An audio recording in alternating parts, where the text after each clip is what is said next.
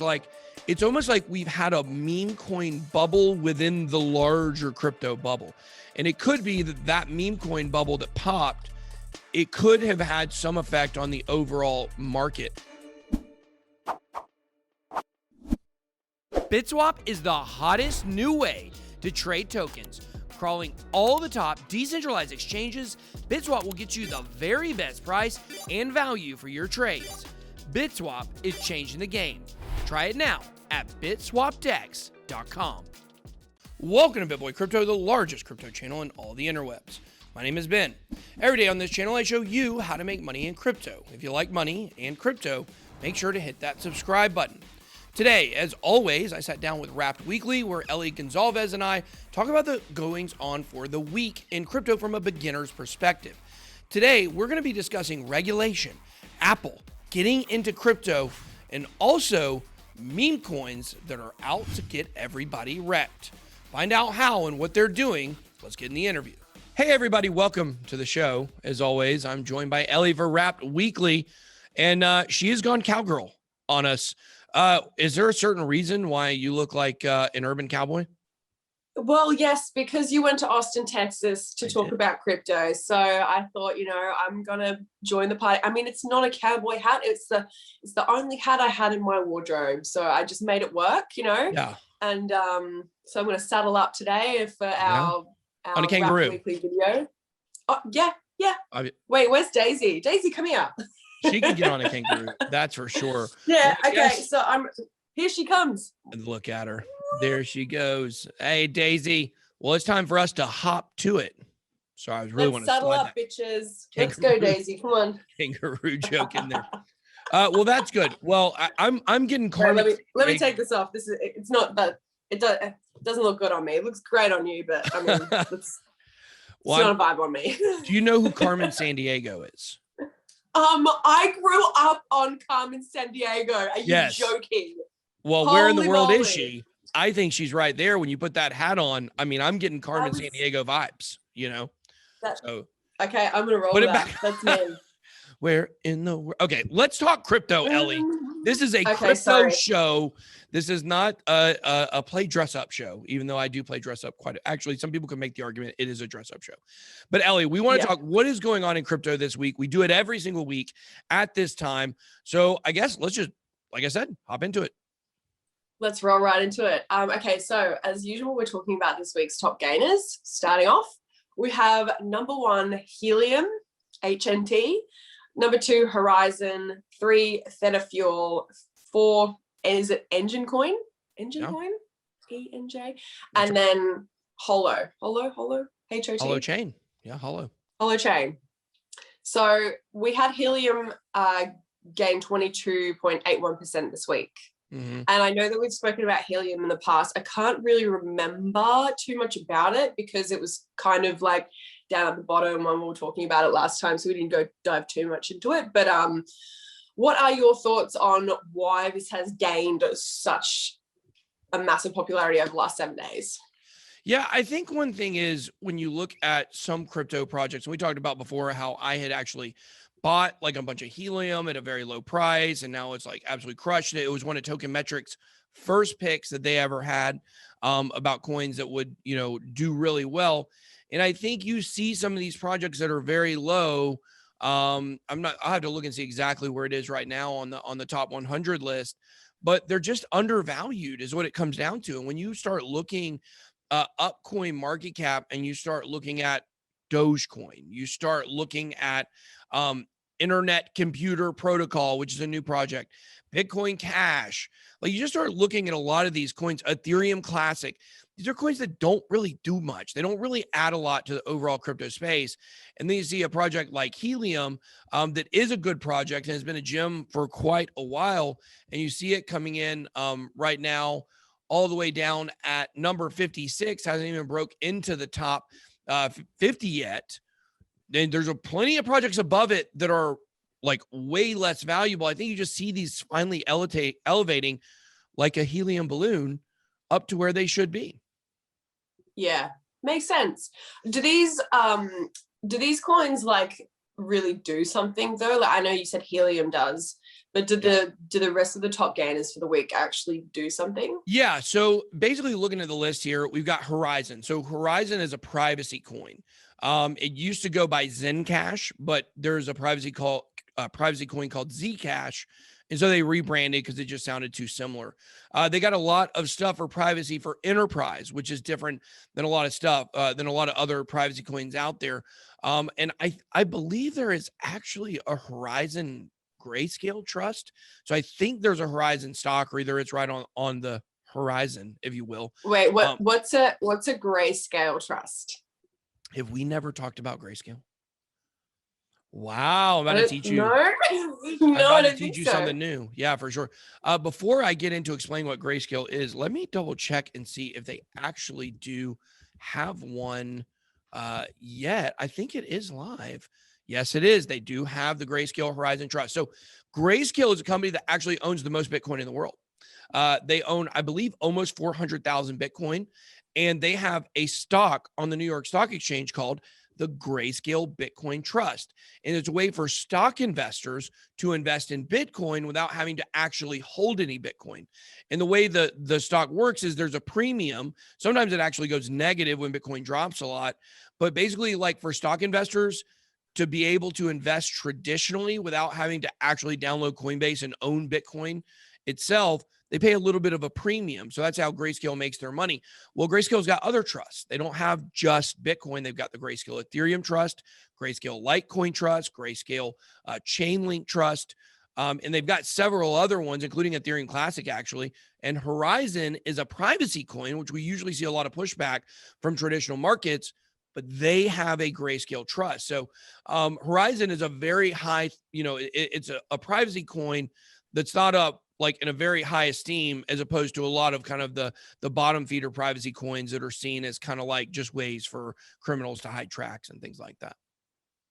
Yeah, that's really interesting. So, I mean, I like it just goes to show like what we're talking about this week is these top gainers are all useful. They all do something. It's not these meme coins or things like that that are up there and popular at the moment. So that's really cool. That just goes to show again that you just invest in things that do stuff. Yeah. And so it's a real quick, Ellie, I'll just go over what the other three do as well, like just very briefly. Won't go into too much detail, but since you were asking about those, Theta Fuel is the gas token, basically the utility token of Theta. So Theta is a decentralized streaming protocol. It's been almost in the top 10. It's kind of supposed to revolutionize the way that even YouTube and Twitch stream. So it's very important. Then you also have Engine Coin, which is a gaming and NFT coin, which is absolutely huge. One of the earliest adopters. They actually created a lot of different, they created a lot of different token standards. So NFTs, basically Engine created those. In Holochain, or HOT as it's known, that is a project that's actually not even on blockchain. It has its own kind of technology, of distributed ledger technology under it. So it's a very innovative project as well. So that's all 5 of those. You're right. All 5 of the projects today that we have in the top gainers are actually useful and are doing positive things. Yeah, that's awesome. Love that. I love that part. Okay, so Mr. Ether Bunny, we're going to talk about ETH. So I am hearing that it's being recognized far more and more for being reliable and a more functional crypto platform than what Bitcoin does and provides. Can you just enlighten me why it's been predicted to be that in the future? Yeah, so Bitcoin isn't a platform. There are ways to integrate smart contracts into Bitcoin. There's kind of like almost second layer solutions for Bitcoin, kind of similar to what Ethereum has, but the technology has passed Bitcoin by a long shot. We are not going to see a decentralized internet built on Bitcoin. Now, Bitcoin could be the underlying financial or payments, infrastructure underneath a platform, underneath a decentralized internet. But Ethereum is a decentralized internet. Decentralized finance, which is so ironic. That's what Bitcoin was supposed to basically be, was decentralized finance. Now it's digital gold. People don't want to spend it. Now we have smart contracts that allow for, mechanisms where people can do things quickly, automatically, automated without having to actually go to the bank, which everybody hates the bank. Let's be honest. We talked about it many times. So when it comes to Ethereum, it just has so much more it can do than just money. And that is so valuable. One of the biggest hampers to Bitcoin in the past, or to Ethereum in the past, has also been its supply, because that's Bitcoin's biggest strength against Ethereum, is it has a max supply of 21 million coins. Ethereum, as we talked about before, does not have a max supply. So in July, when this London hard fork comes, which is going to basically make transaction fees that mint new Ethereum burn, is going to take away part of the supply and make it more deflationary than it is now. Ethereum's going to be able to battle Bitcoin a little more head to toe in terms of price and tokenomics. We already know its platform blows it away, and people are waking up to this. Yeah, absolutely. Because I get a lot of questions about people who are getting into the crypto market for the first time, and they're like, should I buy Bitcoin? Should I buy Ethereum? And from my own personal experience of what I have learned is there's so much more room for growth for Ethereum. So getting in at a good price, and you're going to get out at, well, if you get out or hold or whatever. You're getting out, Ellie. There's definitely, I'm not getting out. You're in this for life. I'm in this for life. But yeah, I mean, there's, from my experiences and from what I've learned from you, is that there's just far more room for growth on Ethereum. So Bitcoin is great. Like we definitely have had Bitcoin, and we sometimes sell out of Bitcoin and all that kind of stuff. But yeah, like Ethereum is kind of like where it's at for me, and where I see a lot of the future going towards. Yeah. And a lot of the people who are investing into the crypto market for the first time, it's definitely like a safer, more affordable kind of investment, not financial advice. I just bought some Ethereum based on what you said. Huh? I just bought Ethereum based on what you said. I'm calling the regulators. So I wanted to talk about Apple Crypto Pay as well. I saw that come up this week, which is really weird, because I thought that they would really be at the forefront of using crypto payments, because we've got like your eBays, we've got Xbox, PayPal's, Coca-Cola's, who are all accepting crypto payments now. And they're only sort of kind of coming out with, hey, we're going to explore alternative payment sector. And this comes at a very extremely convenient time, as you said this week in one of your videos, that it's just come right after the bearish week that we had with Bitcoin. So, you know, I personally think they're going to be very heavily based, pushing crypto-based payments. But why do you think that they have not yet implemented that payment scheme instead of, you know, I feel like they're holding back, and they're like, I don't know why, but do you know why? Well, I think it boils down to two things, and these are actually two things that I said on our Around the Blockchain the other night, but I'm just going to reiterate them, explain them both. Number one, Steve Jobs is dead. Number two, it boils down to the fact that Apple is the system now, okay? So when Apple first really began, it was very slow to gain ground, and it really didn't take off until, you know, the iPhone really is when it really blasted off. I mean, people were using iPhone, or were using, you know, Apple products before that, and it was kind of trendy and hip to use Apple products. But the iPhone is really what crushed, you know, Microsoft and all of the other competitors to them. And this was a direct result, actually, of the trial of Microsoft for antitrust laws. Bill Gates said that if they had not been, you know, hit by the government, that they would have made the iPhone, and they would have basically crushed Apple, and it never would have had a chance. So Apple, you can thank Bill Gates, according to Bill Gates. But Steve Jobs was very innovative, and he was kind of ahead of his time when it came to creating new products. Well, what we've seen is, since Steve Jobs has died, Apple is slower to do things. The AirPods would be the one exception that have really blown up and have been a great, you know, innovation. But Apple is just not moving at the same speed that it was before he died. And so I think it's natural that we have people that are like Tim Cook, that are kind of, he's the CEO in the old system, in the traditional system. Apple set out to change things and innovate, but it doesn't really do that anymore. So they're the number one company in the world. Well, I guess maybe Amazon is now. I'd have to look at the actual rankings, But a couple of years ago, Apple was the #1 company in the entire world. So why would they want to change anything? You know, it's kind of like you see people that get very successful and then they get lazy. Whereas you see other people who get successful and they just keep on, pressing and pressing and pressing, like athletes like Kobe Bryant or Michael Jordan. You're like, why did they keep pushing? They're already #1, or Tom Brady. Is because they understand like winning and they're going to keep winning. That change in leadership and the fact that now Apple is the traditional system, I think has led to them being slow. I don't think this is some kind of master plan by them to surprise us with crypto. At some point, they'll have to jump on board, because if not, they'll get left behind. And I do think eventually they will get left behind. Yeah, absolutely. And like, I think that complacency that you were talking about, it makes a lot of sense, because they are Apple. They can do whatever they want. But yeah, it would be cool to start seeing them implement crypto-based payments, because I personally just don't leave the house with a wallet. I just leave with my phone, so it would be extremely convenient for me. Well, I mean, don't get me wrong. I use Apple products. I mean, I'm on a Mac computer. I'm on a iMac Pro right now. I have an iPhone. I mean, we're chained to the system at this point, but I think they are holding crypto back. Yeah. Well, it'll be really interesting to see when they actually do come out about it. And but anyway, today I wanted to talk a little bit about coins and the declining market. Yeah. So it's been a really interesting 2 to 3 weeks. I've had so many DMs from people saying, are we in a bearish market?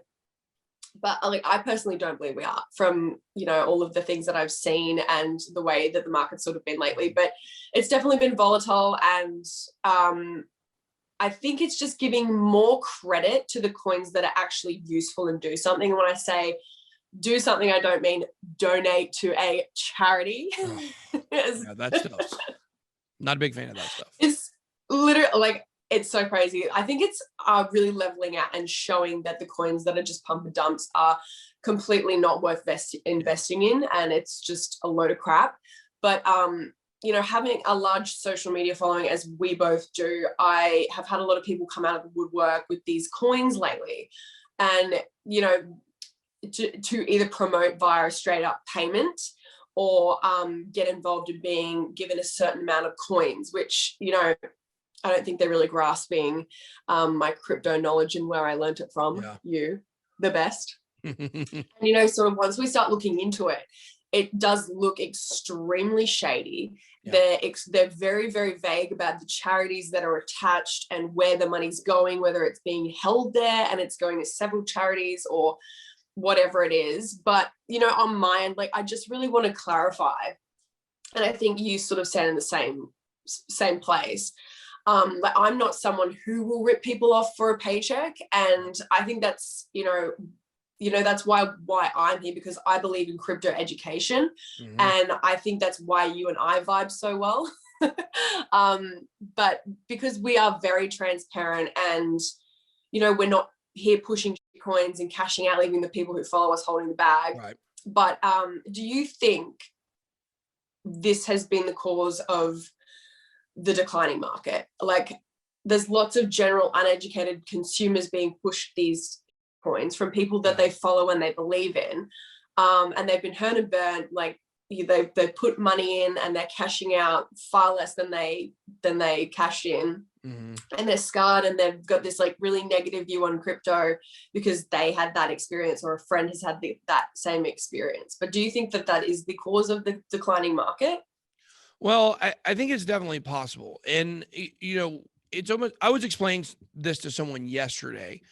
We were talking about Dogecoin, for instance. So Dogecoin, it got as high as, I believe for a moment, it got to #3.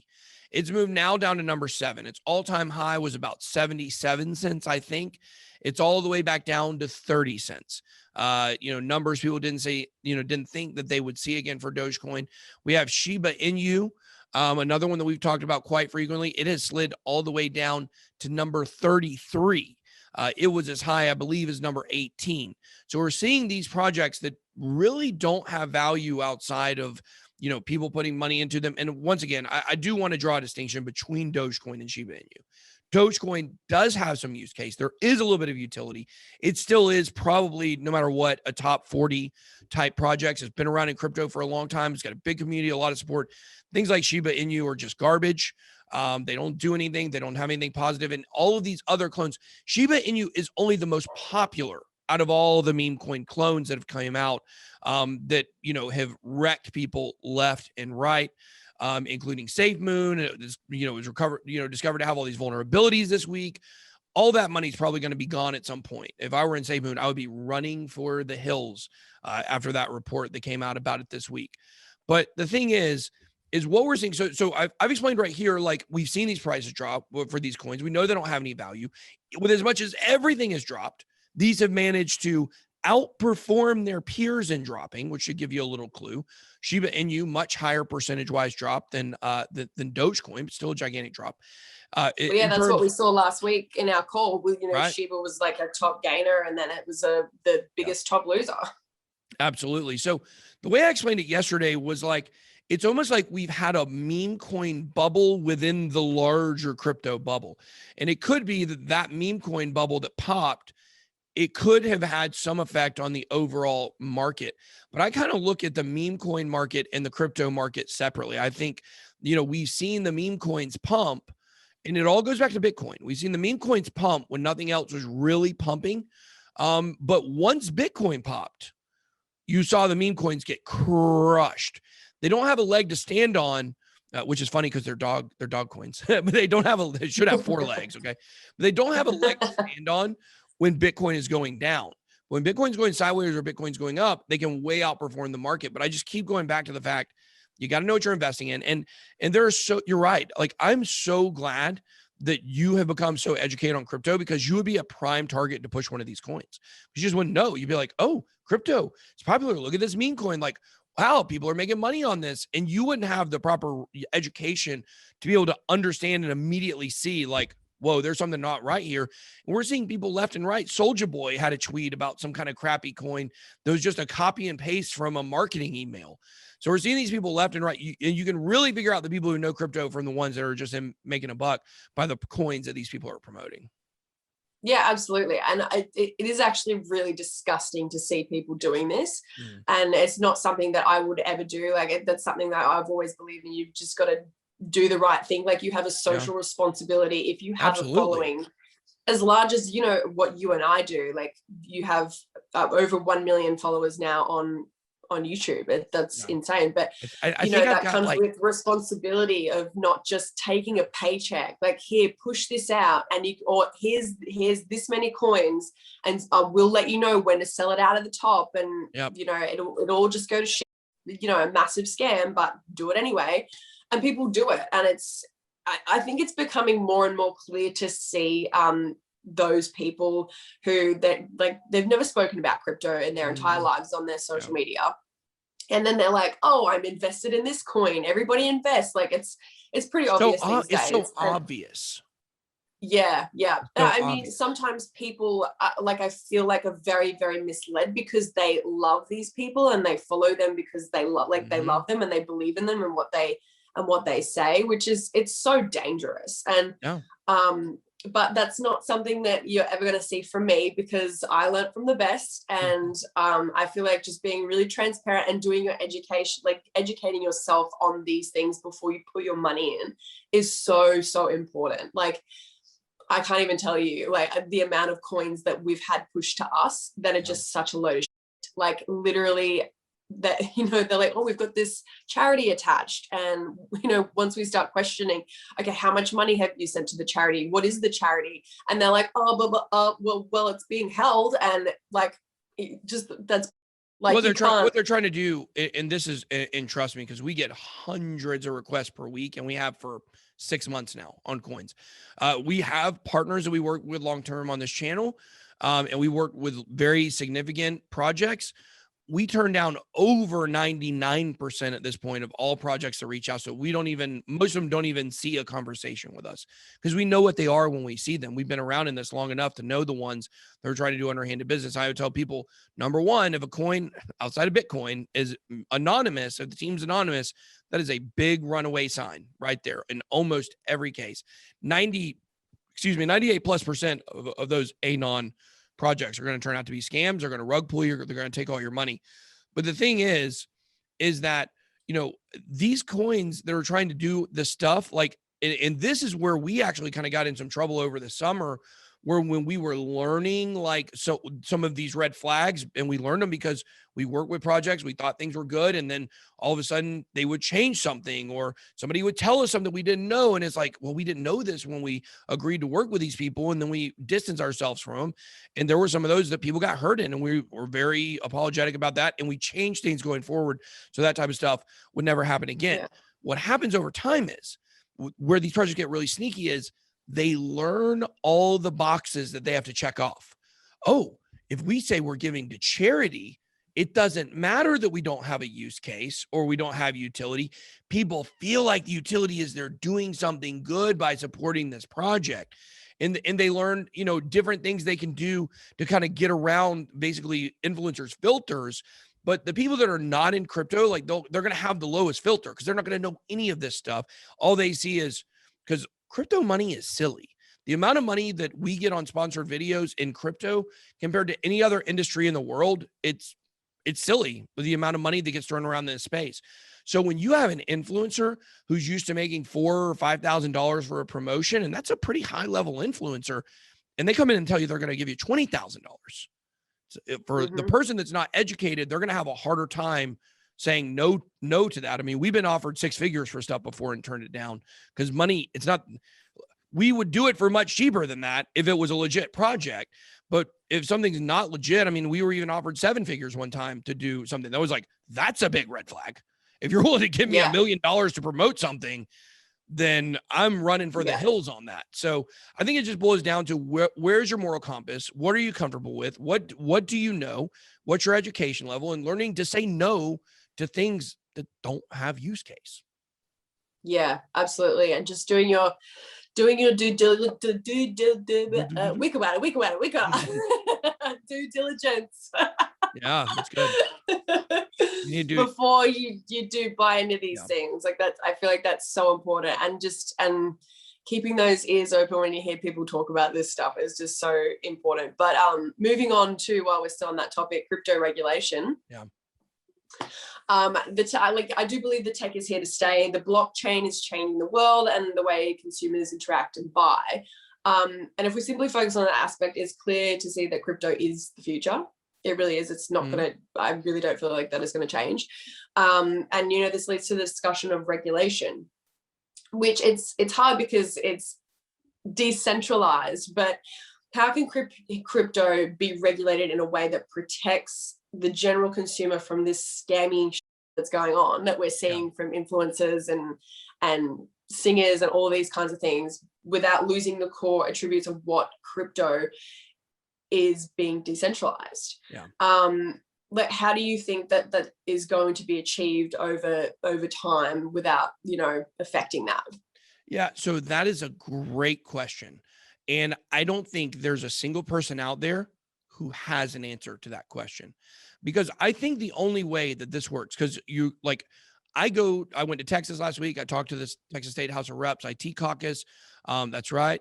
Get them, Carmen, get them. But the fact is that they were very receptive to what I was saying, but they had a lot of these same questions too. And it feels like a little weird. Like, I'm for decentralization, but I'm talking about centralized regulation. How does that work? Well, I think the thing is, we got the CFTC, we got the SEC, we got the Treasury, the IRS, we got all these people talking about crypto regulation, and none of them know, even the White House. And we have no idea who is in charge of crypto. The obvious solution to this is that we have to have an independent commission, not independent, that's probably not the right word, but we need to have a commission that is led by people who know blockchain, who know crypto, who know social media, who know the entire thing in and out. And I could give 10 people that could be on that commission right now. It'd have to be a mix of those people and probably regular politicians, because they probably got to be on it too for oversight. But you've got to get some of these smartest people in the room together and bounce these ideas off and work a framework for regulation, because it is a very complicated subject and there's no, one size fits all answer. But we've got to start protecting investors and protecting people from, scams, rug pulls, the whole 9 yards. It's a very complicated process, though, but I think that's the way to do it. Yeah, absolutely. And I do see some kind of regulation coming in for social media users. I can't see people keep pushing these shit coins on Right. like Instagram and stuff without someone being like, hey, like there's got to be some kind of like standard of, you know, advertising here or whatever, because Absolutely. people still don't even say this is sponsored or this is an ad or anything like that. It's like very, very shady with the way it all works. But yeah, I mean, that totally makes sense. And I do feel like that's something that should kind of happen, because it does need to just protect those people out there who really have no idea, like they're just, oh, I put my money in that, and then they lose everything and then they go into debt, and you know, it's just a bit crazy. And I do feel like Daisy does need to sit on that commission of people as well. Daisy's on for sure. We definitely need they need a mascot.